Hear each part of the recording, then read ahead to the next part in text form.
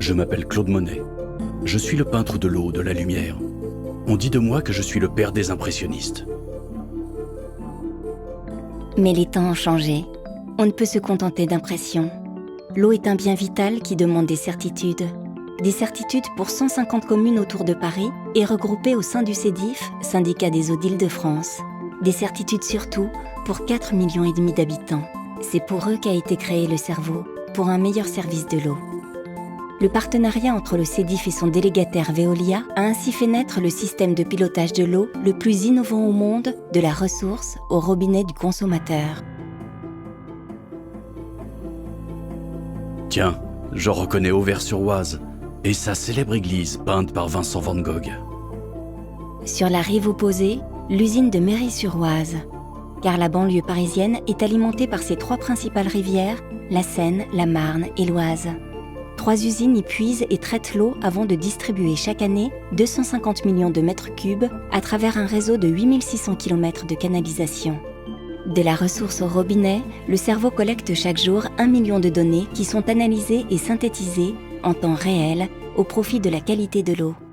Le cerveau, c'est un instrument extraordinaire qui est en avance sur la livraison des données, puisque en temps réel et immédiat, tous les datas sont aujourd'hui fournis.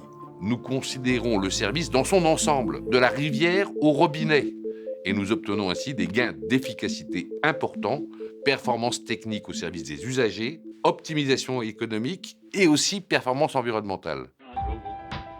On voit que c'est toute cette zone-là qui est impactée. Le cerveau n'est pas un outil informatique vertical.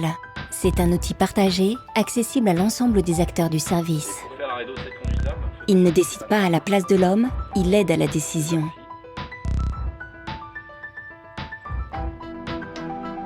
Le cerveau connaît à chaque instant la situation des rivières, des usines, des réservoirs. Grâce aux sondes réparties sur le territoire, il mesure à chaque instant l'état de la ressource, mais aussi du réseau. Il est informé des maintenances programmées et des fuites intempestives grâce aux capteurs.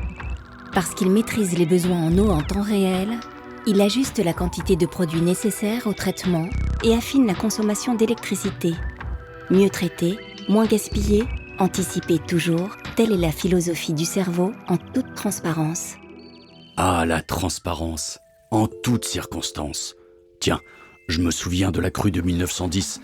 J'aurais sûrement fait un meilleur tableau qu'Albert Marquet, mais les eaux avaient envahi mon jardin de Giverny. Oui, Philippe, je t'écoute. Oui, Christian, bonjour. Cellule de crise au cerveau à Nanterre. Comment se situe la Marne par rapport au Muret? Est-ce qu'on a encore un peu de marge de manœuvre ou c'est limite? Quand un événement se produit sur une rivière, une crue ou une pollution par exemple, le cerveau récupère instantanément les données et les analyse. On va atteindre le niveau de pic de crue à Neuilly-sur-Marne. Si la crise s'avère majeure, une des 3 usines peut être interrompue. Le cerveau sait gérer le transfert des volumes d'eau à travers l'interconnexion du réseau. Ainsi, les consommateurs continuent à être alimentés en toute sécurité. Une prévision de travaux sur le réseau? Le cerveau a déjà reçu l'information et l'a mise à disposition du service clientèle qui peut informer les consommateurs concernés.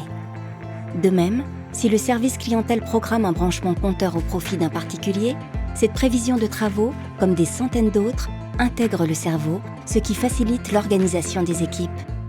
Le cerveau est donc aussi un outil qui participe à la gestion des ressources humaines. La rivière est instant et éternité. J'ai peint le pont d'Argenteuil pour sa modernité, mais je ne pourrais pas peindre votre cerveau. Il va si vite. Toute donnée qui pénètre le cerveau est une information qui enrichit sa mémoire et permet de rendre plus performante encore et toujours l'exploitation du service. Sous la conduite du CEDIF et piloté par Veolia, le cerveau gère l'eau potable pour 4,5 millions de personnes. C'est peut-être le plus grand des services d'eau du monde par les volumes produits et par le nombre d'habitants desservis.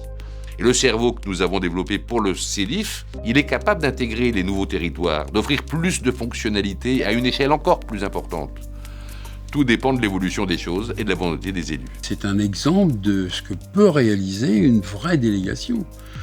Le cerveau, il a pu être faisable parce qu'il y avait un grand syndicat, des élus clairvoyants et qui acceptent de dépenser des sous, et une grande société reconnue internationalement. Dans un futur proche, les villes seront de plus en plus connectées, intelligentes, seule solution pour maîtriser leur développement et leur impact sur l'environnement. La gestion innovante des ressources est une nécessité et sera de plus en plus une exigence des citoyens. L'eau, bien vitale, est ainsi au cœur de notre avenir commun. Ce cerveau, courant cinétique période bleue peut-être? Quel artiste, ou je ne m'y connais pas.